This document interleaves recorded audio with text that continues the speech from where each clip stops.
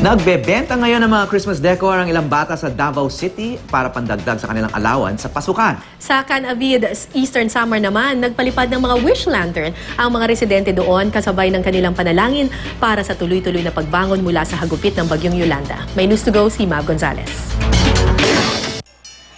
Nagmistulang alitop-top ang 50 wish lantern na sabay-sabay pinalipad sa kalangitan ng Canavid Eastern Samar. Kasabay ng paglipad nito, ang taimtim na panalangin ng bawat isa sa mabilis na pagbangon mula sa hagupit ng Bagyong Yolanda. Sa Negros Oriental, may mga umahabol pa rin sa paglalagay ng mga Christmas display.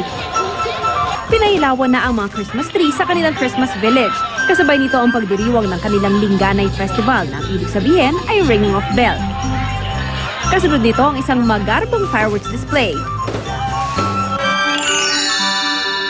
Pagbebenta ng simple at eleganteng Christmas decor naman ang pinagkaabalahan ng ilang bata sa Davao City. Sasamantalahin daw nila ang ganitong pagkakataon para kumita at may maipandagdag sa kanilang allowance sa pasukan mula sa pinulot na shells ang mga pangdekorasyon. Mav Gonzalez, GMA News.